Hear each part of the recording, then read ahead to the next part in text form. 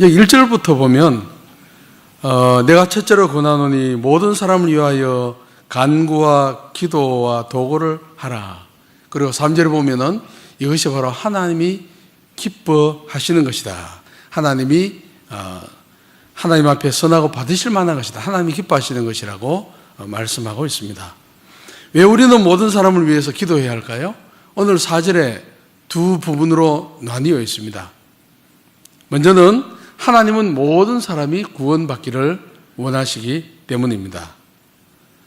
구원은 모든 사람을 위해서 예비되었지만은 구원을 받아들이는 사람, 곧 예수 그리스도를 믿는 사람만 구원을 받게 되는 것을 우리는 알고 있습니다. 하나님께서는 예수 그리스도의 십자가를 통해서 모든 인류의 죄를 다 사할 만큼 그 능력을 발휘를 하셨습니다. 그는 우리 죄를 위한 화목제물이니 우리만 위할 뿐 아니요 온 세상의 죄를 위하심이라고 말씀하셨으나 하나님께서 내미신 구원의 손길을 잡는 사람만 구원을 받게 되는 것입니다. 구원받지 못하는 것은 그 사람이 이 구원의 진리를 받아들이지 않고 하나님의 사랑을 거부하기 때문입니다. 그러므로 인간은 자유의지에 따라서 하나님이 내미신 구원의 손길을 받아들일 수 있고 자기가 손을 뿌리째 이렇게 거절할 수도 있습니다. 자, 두 번째 보면 왜 하나님 앞에 모든 사람을 위해서 기도해야 할까요? 하나님은 모든 사람이 진리를 깨닫게 되기를 원하시기 때문입니다. 진리는 그리스도를 통한 구원의 진리죠. 예수 그리스도의 십자가와 부활을 통해서 인간의 죄를 사하시고 하나님 우리를 구원하신 그 진리를 말하는 것이죠. 에스겔서 이런 말씀이 있습니다. 나는 악인이 죽는 것을 기뻐하지 아니하고 악인이 그의 길에서 돌아와서 떠나 사는 것을 기뻐한다. 그렇게 말씀하셨습니다. 하나님은 악인이라 할지라도 멸망받기를 원치 않으시는 그러한 분입니다. 저는 지난 1월 초에 태국 치앙마이에 시넷이라는 그러한 모임에 갔다 왔습니다.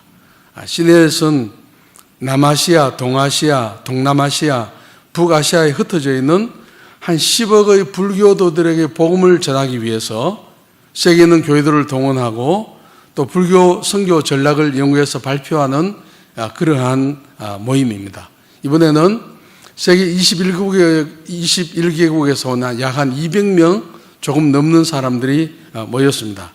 그 가운데는 한국 사람은 한 10명 조금 덜 되게 모였습니다. 거기에서 제가 이제 논문을 발표하고 왔습니다. 그래서 오늘 저녁에는 제가 논문 발표한 내용 중에 아주 핵심적인 내용을 우리말로 조금만 말씀드리고 자료를 보여드리고 그 다음에 기도 인도는 임동근 목사님이 하도록 그렇게 하겠습니다. 제가 발표한 그 주제는 뭐냐면은 인도 차이나 5개 불교 국가인 태국과 미얀마와 캄보디아, 라오스, 베트남에서 사역하고 있는 약 한 3,500명의 한국 선교사들의 역사와 사역에 대해서 발표를 했습니다. 한국 선교사들은 숫자가 참 많지요. 그런데 선교사님들이 기록을 잘 남기지 않고 특별히 영어를 사용하는 무슨 대회에 참석하는 것이 좀 부담스럽기 때문에 서양 선교사들이 한국 선교사들이 인도 차이나 반도에 얼마나 있는지 몰랐습니다. 그래서 이제 조별로 이렇게 나누하는데 사람들이 놀라 나자빠졌습니다. 왜냐하면 그렇게 많은 한국 선교사들이 불교권 그 인도 차이나 5개국에 있는 줄을 몰랐기 때문이죠. 우리 한국 기독교 역사는 서양보다 짧기 때문에 선교 역사도 아주 짧습니다. 비교할 수가 없습니다. 예를 들면 영국 교회 같은 경우에는 주후 한 300년쯤부터 복음이 전파되기 시작하기 때문에 우리하고 비교가 안 되죠. 한국 선교 역사를 이야기를 할 때 한국 교회 선교 역사는 1875년에 이제 장로교의 언더우드와 감리교의 아펜젤러 선교사님이 부활절 때 들어온 것을 기점으로 해서 한국 선교가 출발되었다고 그렇게 봅니다.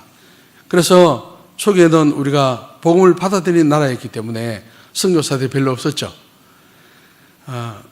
1979년에 처음으로 미국 선교사 중에 마린 넬슨이라는 분이 있었습니다. 한국에서 한 40년 사역한 분이 한국 교회에서 파송된 선교사를 처음으로 헤아리기 시작했습니다. 94명이었습니다. 부인들이 포함이 안 되었는데요. 그러다가 한국에서 파송된 선교사들의 숫자가 조금씩 늘기 시작했습니다. 1980년에는 100명이었습니다. 1989년에는 1000명이었고요. 제가 1990년에 선교사를 허위받았는데 그때 한국 선교사 숫자가 1680명 정도 되었습니다. 그리고 1989년에 1000명이었던 그 한국 선교사 숫자가 2002년에는 10,000명으로 늘어나고 2012년에는 2만 명으로 늘어납니다. 한국 선교사 숫자가 이렇게 획기적으로 늘어난 시점은 언제냐면 1988년 서울 올림픽 이후에 세계 여행 자유화가 발표되면서 쉽게 나갈 수 있게 된 이후로부터 선교사들의 숫자가 급격히 늘어나게 되었습니다. 지금 한국 선교사 숫자는 적어도 3만 명은 됩니다. 왜냐하면 한국세계선교협의회 KWMA에서 발표하는 숫자는 2만 7천 몇 명이라 하지만 선교지 나가보면 개교에서 파송된 사람, 노예에서 파송된 사람 그렇게 하면 3만 명이 훨씬 넘습니다. 여러분들 미국 교회가 선교사 제일 파송 많이 하고 있습니다. 미국 교회가 파송한 선교사 숫자를 6만 7천 명 정도 보고 그 다음에 두 번째가 한국 교회가 파송한 선교사를 한 3만 명쯤으로 봅니다. 제가 한국 교회가 얼마나 많이 선교사를 파송하고 있는지에 대해서 제가 설명을 드리기 위해서 제가 표를 한번 만들어 봤습니다. 파워포인트 전면을 한번 보여주시면 좋겠습니다. 오늘 저에게 제가 발표하는 것들은 일반 다른 데 없는 내용들입니다. 한번 보십시오. 여러분들 보니까 한국교회 교회 숫자는 몇 개로 되어 있습니까?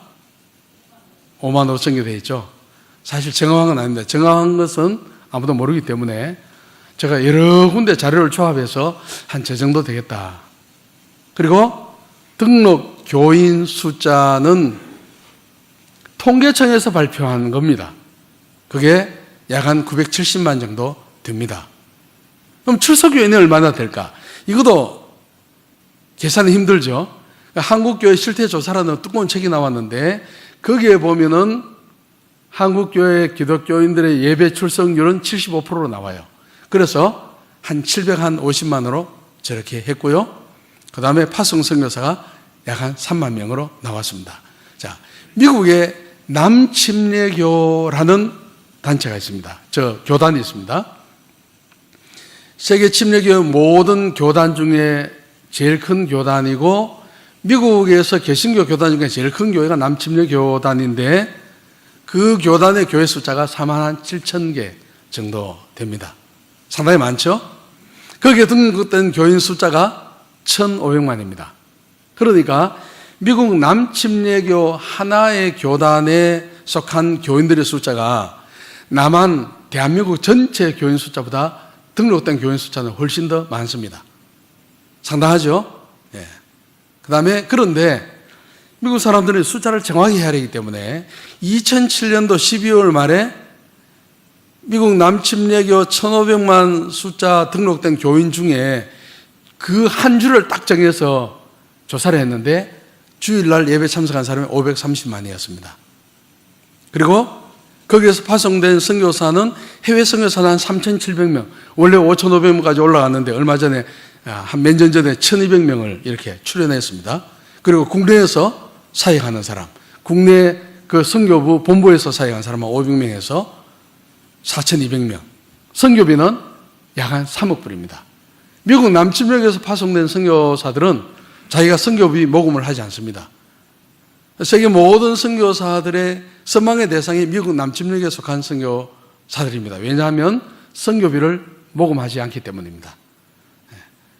총회 부담금을 각 교회들이 내면 전국에 낸 부담금 50%를 딱 잘라가지고 해외 선교비로 하고 그 다음에 성탄절 때 한 번 해외 선교를 위한 헌금을 온 교단 전국에 있는 교인들이 돈을 모아놨다가 한 번 하는데 거기에서 1억 불 이상이 나옵니다. 그래서 합해서 약 한 3억 불이 조금 넘는 선교비를 가지고 모든 선교사들의 사익비와 생활비를 다 대주는 그런 훌륭한 선교단체입니다. 그 다음에 자, 저걸 보면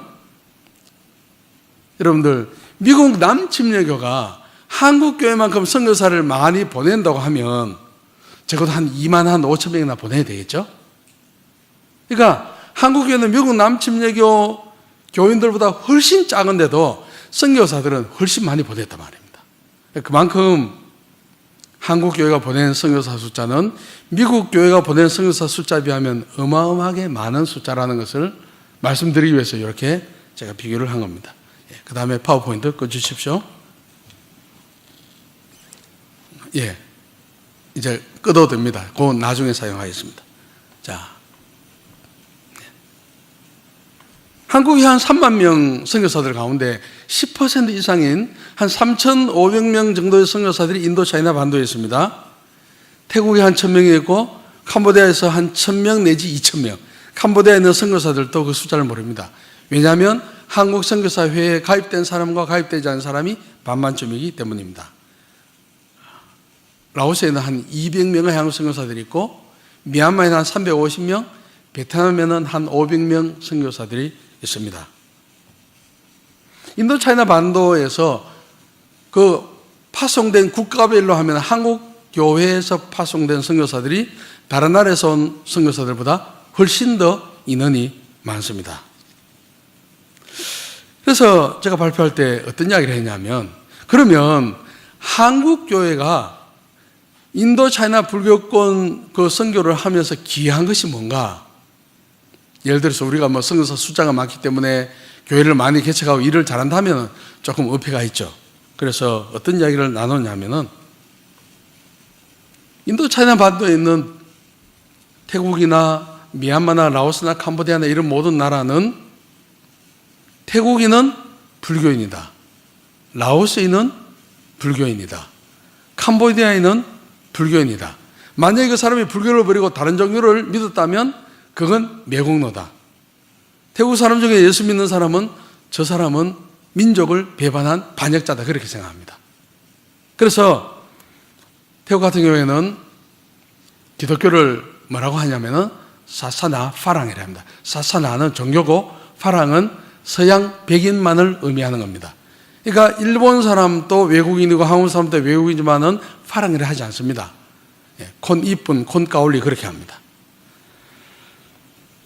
1956년 6월에 6.25 전쟁 이후에 첫 번째 한국 선교사가 간 곳이 태국이었는데 최찬영 선교사라는 분이 이제 1956년 6월에 태국에 도착했을 때 자기가 한국 사람인데 선교사라고 하니까 태국 사람들이 아무도 믿어주지 않았습니다. 왜냐하면 선교사라는 것은 반드시 피부가 희고 코가 높은 백인들만 선교사인 줄 알았기 때문입니다.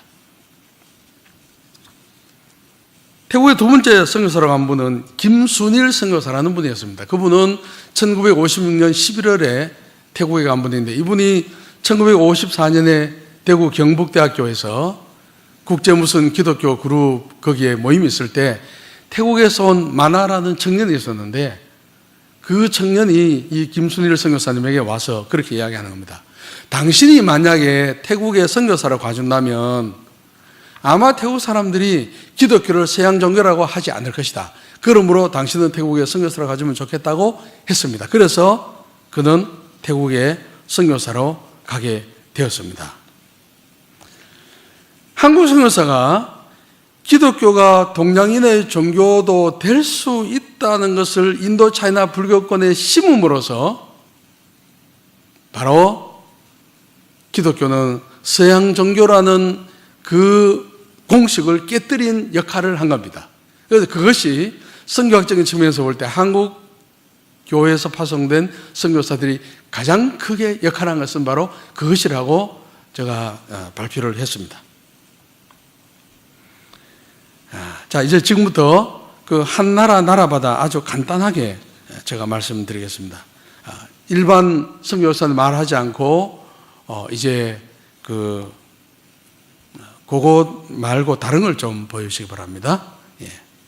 다른 파워포인트, 다음, 예. 자, 저기 보면 이걸 보고 제가 말씀드리겠습니다. 자, 태국에 첫 번째 들어간 선교사님은 최찬영 선교사라는 분이었습니다. 그 다음에 두 번째 들어간 분은 56년 11월 달에 들어간 김순일 선교사님인데 이 두 분 다 공통점이 있습니다. 최찬영 선교사님은 군목 출신이고 또 통역관 출신입니다. 공교롭게도 김순일 선교사님도 마찬가지였습니다. 그래서 두 분 다 영어를 매우 잘한 분이었고, 특별히 김순일 선교사님이 일본에서 공부했기 때문에 일본어하고 영어를 완벽히 하는 그런 분이었고, 최찬영 선교사님도 아주 영어를 잘하고 군목 출신이고 통역관 출신이고 아주 어떻게 보면 엘리트입니다. 최찬영 선교사님은 미국 풀러 신학교에 전면 장학생으로 미국으로 가기로 되어 있었어요. 가기로 되어 있는데 자기가 속한 교단 선교부에서 해외 선교사라고 가라고 그렇게 제안해 온 겁니다. 기도하는 가운데 6.25 전쟁 때 자기가 죽을 고비를 한 서너 번 넘겼습니다. 원래 죽어야 하는데, 잡혀가야 하는데 하나님이 살려주신 것은 하나님께서 나를 탐낙권 선교사로 부르신 것이 아닌가 하고 풀러 신학교 유학 가기로 한 것을 접고 그렇게 간 분이 최찬영 선교사입니다. 그리고 그 부인은 김광명 선교사님인데 6.25 이후에 처음으로 나간 의료 선교사입니다. 그분은 의사였습니다. 그래서 방콕 기독교 병원에서 일하게 됐습니다. 최찬영 선교사님하고 김순일 선교사님 아주 탁월한 그러한 사역을 했습니다. 노회장도 되기도 하고, 최찬영 선교사님 같은 경우에는 나중에는 뭘 했냐면은 국제 성경 공회, 거기에 온 세계를 다니면서 성경을 반포하는 일을 했는데, 중국 같은 경우에는 세계에서 가장 큰 인쇄소를 차려놓고 거기에 900만 권의 중국어 성경을 찍어서 중국 온 대륙에 뿌리는 그런 역할을 한 귀한 그런 역할을 했습니다. 네. 그 다음에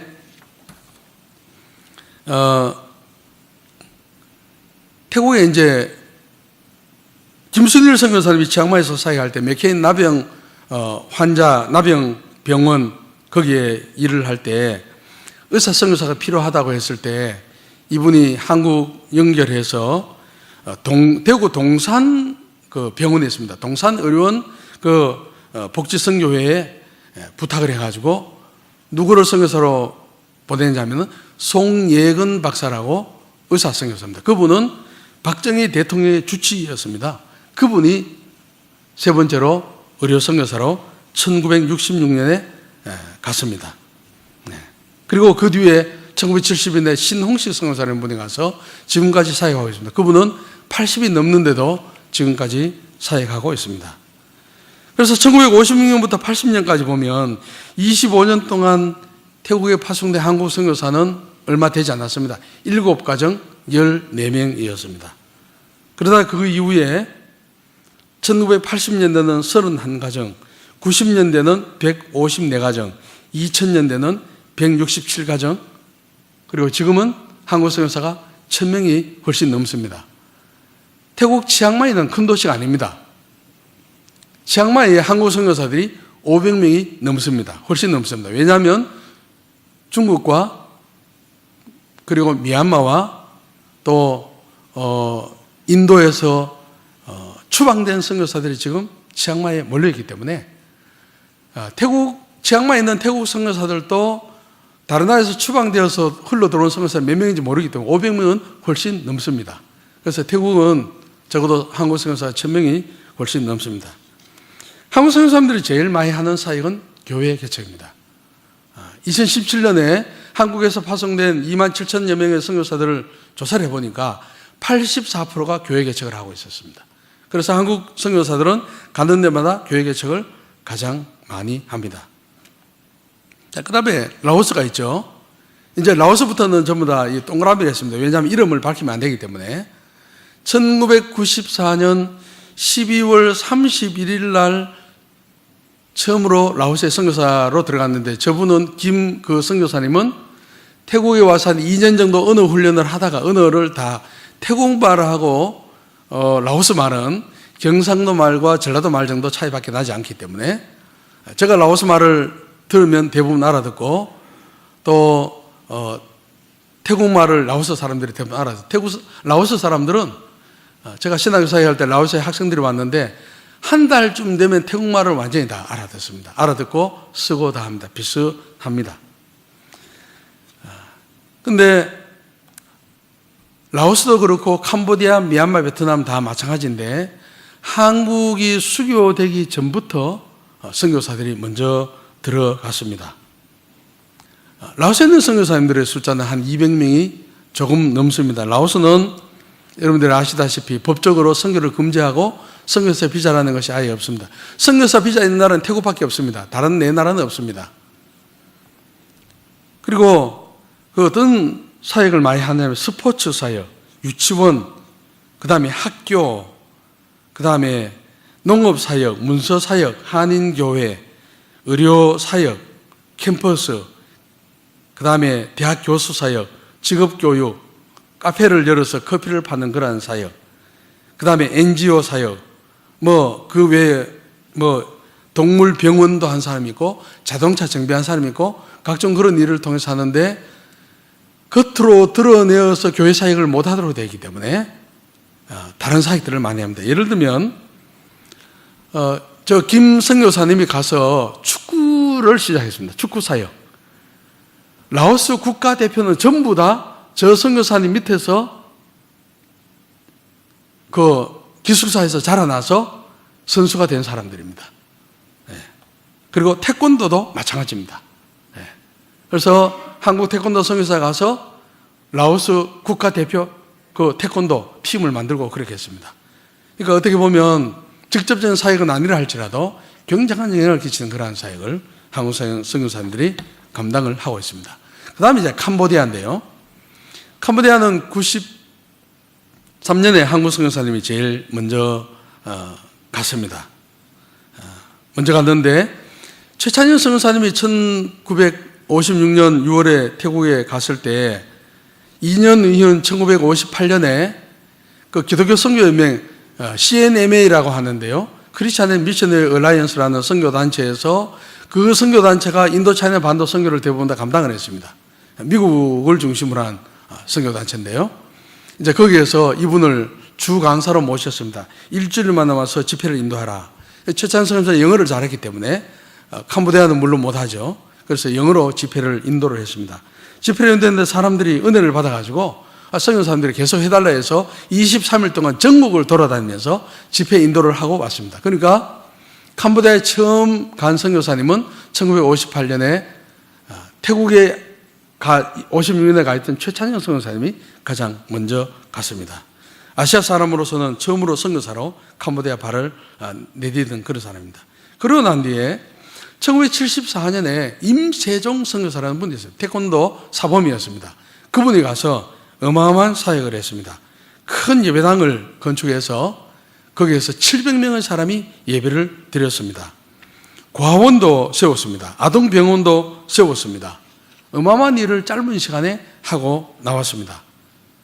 그러고 난 뒤에 1993년에 이제 강모모 선교사님이 첫 장기 거주 한국 선교사를 입국해서 캄보디아에 들어가게 되었습니다.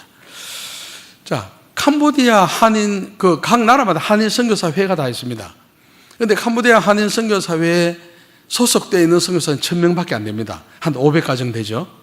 그런데 선교사님들이 뭐라고 이야기했냐면 그만큼 많은 숫자가 캄보디아 한인 선교사회에 가입되지 않은 사람이 있다고 합니다. 그만큼 많은 숫자, 얼마만큼인지 모릅니다. 그래서 제가 한 500명은 더 있을 거다. 한 1500명 될 거다. 캄보디아 선교사들이 한 1000명에서 2000명. 한국 선교사회, 캄보디아 한국 선교사회에 가입된 사람 1000명, 가입되지 않는 사람은 플러스 알파로 더 많은 거죠. 500명이 될지 600명이 될지 700명이 될지 아무도 모르죠. 그래서 저는 한 1500명으로 본 겁니다. 캄보디아에 왜 저렇게 선교사가 많이 갔는가? 예를 들면은 2003년부터는 1년에 50가정 이상 들어갔습니다. 그러니까 한 주에 한 가정이 캄보디아 선교사로 들어갔습니다. 한국교회에서. 왜 그렇게 많이 들어갔는가? 들어간 이유가 이제 여러 가지가 있는데, 캄보디아가 정치적으로 경제적으로 안정을 찾았기 때문이었습니다. 그리고 캄보디아가 선교사 비자는 주지 않지만 정부가 선교사를 환영한다는 소문이 퍼지면서 다른 나라 선교지에 있던 사람들이 캄보디아로만 몰려들기 시작했습니다. 여러분들 선교지를 보면 어떤 선교지는 더 이상 갈 필요가 없다는 그런 선교지가 있습니다. 그런 선교지에 있는 선교사들이 빼서 다른 선교지로 보냈는데 그것이 바로 캄보디아였습니다. 그래서 많은 사람들이 가게 되었습니다. 그리고 캄보디아는 여름과 겨울에 학생들이 단기 선교 많이 가다 보니까 단기 선교로 간 사람들이 선교사로 헌신하게 되었습니다. 여러분들 우리 교회에서 필리핀도 가고 미얀마도 가고 여러 군데 막 가지 않습니까? 그거 굉장히 좋게 생각해야 됩니다. 왜냐하면 오늘 한국 그 선교의 문제가 뭐냐 하면은 선교사 후보생이 없어졌습니다. 옛날에 선교 한국 대회 하면 대학생들이 5,000명, 6,000명 모였어요. 지금 선교 한국 대회 세종대학 가보면 어른들입니다. 청년들이 별로 안 보입니다. 그만큼 선교사 후보가 없어졌습니다. 그럼 누가 선교사로 갔느냐? 장기 선교사로 갔느냐? 개교회에서 여름, 겨울에 단기 봉사로 선교지로 갔던 그 사람들이 선교사로 헌신하기 때문에 서울시민교회도 앞으로 선교 후보생들이 많이 나올 가능성이 있는 교회 중에 하나입니다. 네. 그러고 난 뒤에 이제 그 미얀마에 대해서 살펴보겠습니다. 미얀마에는 사실은 1992년부터 부산에 있는 옛날에 개검교회인데 이름을 임마누엘 선교교회로 바뀌었습니다. 김종삼 목사님 분이 있었습니다. 그래서 그분이 필리핀을 중심으로 해서 임마누엘 선교회라는 것을 창립을 해서 활발하게 하는데 그 임마누엘 선교회에서 미얀마에 계속해서 사람들을 보냈습니다. 추방되면 보내고 추방되면 보내고 92년에 보내고 93년에 또 보내고 94년에 추방돼도 계속 보내어서 결국 미얀마의 선교의 깃발을 제일 먼저 꽂은 그 교단은 고신입니다. 고신 부산에 있는 지금 임마누엘 선교교회가 그렇게 했습니다. 그래서 지금 이제 여러분들 아시다시피 미얀마에는 정치적으로 많은 변화가 있었지 않습니까? 군부 정권이 물러나고 형식적으로 이제 아웅산 수키라고 그 아웅산 장군의 딸이죠. 그 사람이 이제 영국 사람과 결혼하고 그렇게 했는데 결국 아웅산 수키 그 영향으로 해서 이제 조금 더 민주화가 되면서 복음화가 점점 진행되고 우리 교회도 파송한 선교사 있지 않습니까? 지금 미얀마에는 그 복음의 부흥이 일어나고 있는 그러한 장소입니다. 문이 열리기 시작하기 때문에요. 그래서 미얀마에도 우리 선교사는 한 350명 있습니다. 그리고 태국 쪽에 넘어와 있는 미얀마 노동자들이 100만 원 훨씬 넘습니다. 그래서 미얀마에 가 있던 선교사들 일부가 빠져나와서 태국 치앙마이를 중심으로 해서 선교 사역을 했는데 수확이 너무너무 많았습니다. 미얀마 본토에는 늘 눈치를 봐야, 정부 눈치를 봐야 되기 때문에 5호 담당자도 있고 북한처럼 선교를 제대로 할 수 없는데 치앙마이로 넘어와서 태국 쪽의 사회대에서는 교회 개척을 많이 했습니다. 우리 교단에 신성호 선교사님이 있습니다. 그리고 동생이 신정호 선교사님인데 그 팀이 교회 개척을 한 50개 이상을 했습니다. 태국과 미얀마 국경 그리고 태국 북부까지 그렇게 했습니다. 그래서 그 다음에 마지막에 베트남입니다. 베트남에는 1964년에 한국군이 베트남 전쟁에 참여하면서 그때에 군목이 따라갔습니다. 그래서 군목이 주로 한국 사람들을 중심으로 하긴 했지만 군목들이 역시 월남 현지민들에게도 조금 복음의 영향을 끼쳤겠지만은 그러나 처음 선교사로 간 사람은 1990년에 선교사로 간 김은혜 선교사님입니다. 이분은 이국에서 뭘 했냐면은 월남전 때 한국 군인들과 월남 여자들 사이에 태어난 아이들이 많았어요. 전쟁이 끝나고 난 뒤에 남자들은 다 돌아와 버리고 졸지에 전쟁 고아가 된 거죠. 아버지가 누군지 모릅니다. 그 사람들을 베트남으로 라이 따이한이라 합니다. 그래서 이분이 라이 따이한을 조사하는 가운데 인원이 너무 많았습니다. 이분이 조사한 것은 1,500명이었습니다. 그들을 위해서 직업학교를 열었습니다. 한국어를 가르치고 재봉틀을 가르치고 컴퓨터 그런 식으로 해서 베트남과 한국이 수교되기 훨씬 전부터 저분이 사역을 시작하게 되었습니다. 그래서 베트남에는 공개적인 사역은 교회와 상관이 없는 뭐 학교라든지 컴퓨터 학원이라든지 또 그 외에 뭐 많은 그러한 NGO 비정부기구 사역입니다. 그런데 공개적인 사역은 공개적인 사역이 그렇고 비공개적인 사역은 이제 전도하는 거나 교회 하는 거나 그런 것들은 전부 다 현지인을 앞세워서 그렇게 하고 있습니다. 자, 그 다음에 파워포인트 그 앞에 부분을 좀 보여주십시오. 자, 태국 인구가 상당히 많죠? 우리보다 2천만 많습니다. 7천만입니다. 태국의 주종족은 타이족인데 75%. 자, 라오스는 인구가 얼마입니까? 태국의 10분의 1밖에 안 됩니다. 700만입니다. 그리고 라오 타이족이 66.2%입니다. 라오 타이족 사실은 잘 구분이 되지 않습니다. 태국 동북부 쪽이 이산이라 하는데 이산에 있는 그 종족이 라오스로 퍼져 있기 때문에 저렇게 부르는 거죠. 캄보디아 인구도 1600만 정도 됩니다. 그런데 크메르족이 주종족인데 90%. 그리고 미얀마는 인구가 5600만입니다. 상당히 많이, 우리보다 더 많습니다. 남한보다 많습니다. 버마족이 68%입니다. 그 다음에 베트남은 그 이력입니다. 9700만인데 저게 2017년 통계이기 때문에 아마 조금 있으면 1억이 될 겁니다. 그 다음에 거기 주종족은 비해 쪽이라 하기도 하고 킨족이라고 하기도 합니다. 86.2%가 있습니다. 자, 제가 왜 적어놨냐면 인도 차이나 반도 그 앞에 지도를 좀 보여주십시오. 인도 차이나 반도 지도를 한번 보여주십시오. 자, 여기 보시면 태국이 중심을 차지하고 있죠. 미얀마, 베트남, 라오스, 캄보디아, 베트남이 이렇게 쭉 허리 이렇게 되어 있습니다. 저 다섯 개국의 주 종족은 예수를 거의 믿지 않습니다. 거의 믿지 않습니다. 미얀마 주종족 예수 믿는 사람은 거의 없어도 미얀마에 예수 믿는 사람이 수백만이 되는 이유는 다른 종족이에요. 그 다음에 보여주십시오.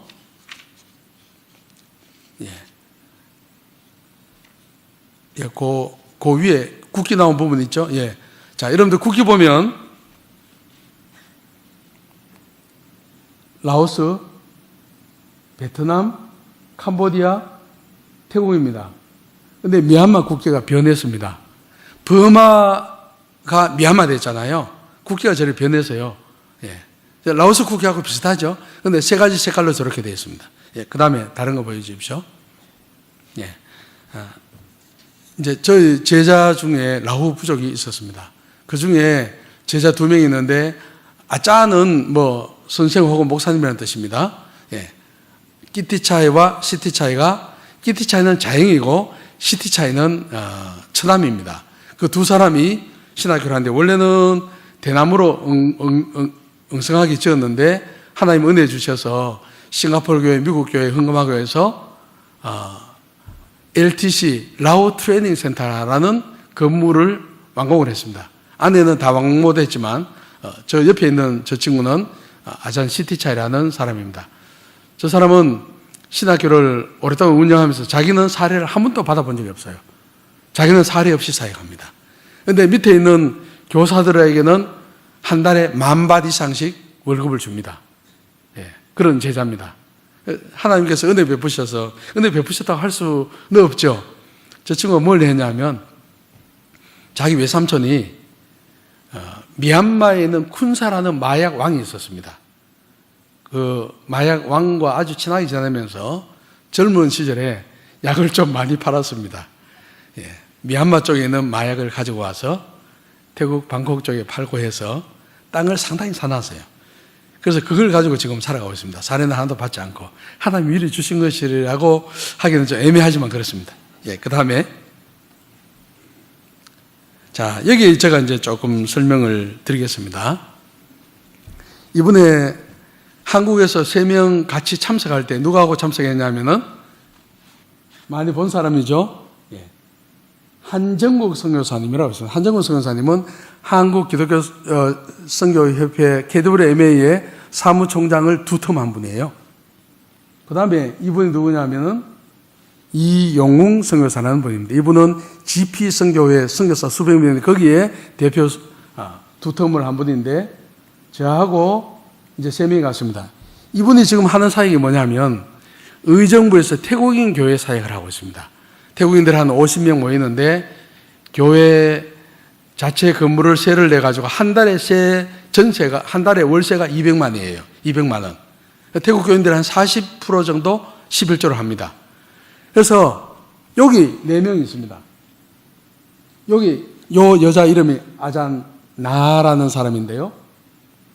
이 이용웅 선교사님이 한국에 있는 태국인들 전도를 해가지고 요 4명, 이 사람은 쫀이고 이 사람은 팜이고 그런데 이 사람이 풀타임 사역자라서 태국 동북부의 우돈탄에 교회를 개척했어요. 교회를 개척하고 이 사람은 그 도우는 사람입니다. 팜은 도운 사람, 파야오 사람인데 도운 사람인데 그래서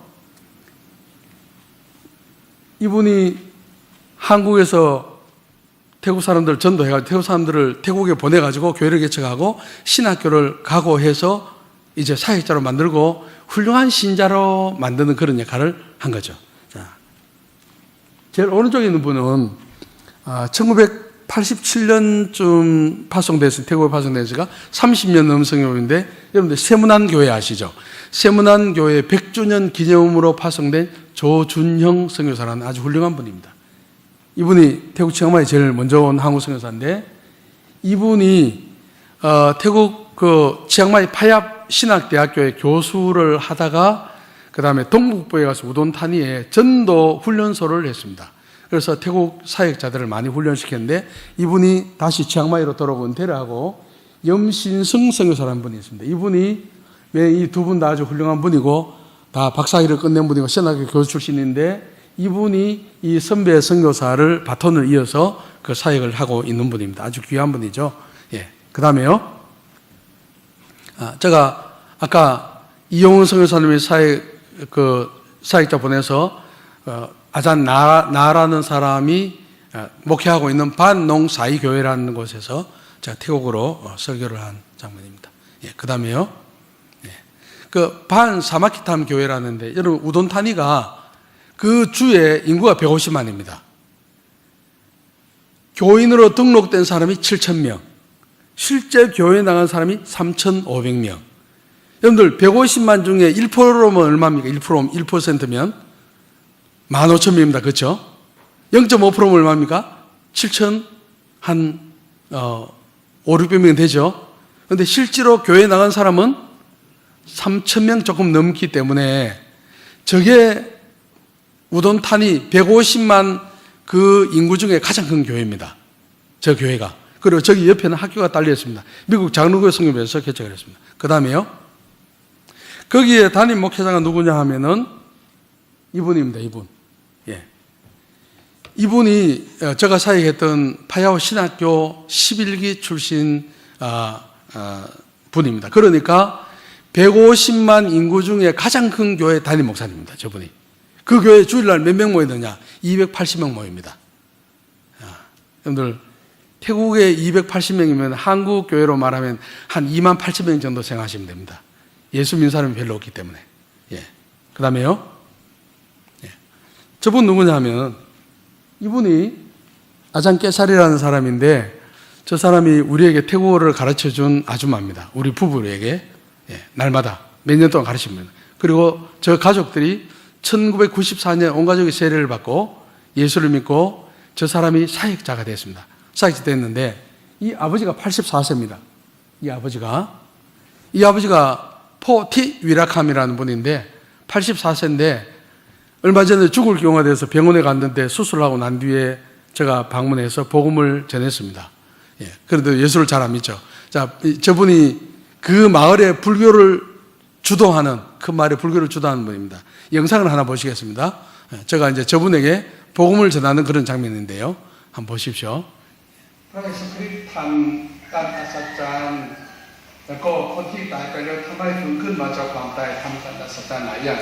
안 들으려고 고기를 쳐박고 있습니다. 저렇게. 예.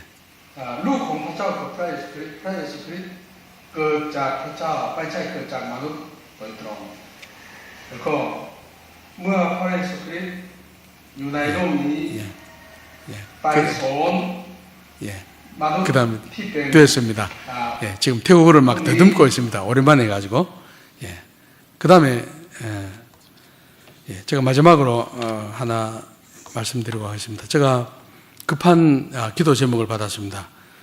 저는 이제 합동, 통합, 오순절 이런 선교사님들하고 다 연결이 되어 있어서 급한 기도 제목이 저한테 많이 오는데, 김용식 선교사님 분이 있습니다. 합동적 선교사님인데 아주 훌륭한 선교사님입니다. 이분은 사람을 많이 키웠는데 2018년도 10월 달에 치앙마이에서 한 30km 떨어진 람푼주에 반홍이라는 그 읍 정도 되는 면읍 단위 되는 거기에서 교회를 개척을 했습니다. 그래서 거기에 중3 여학생 중에 음신이라는 학생이 있었는데 음신이 예수를 믿었습니다.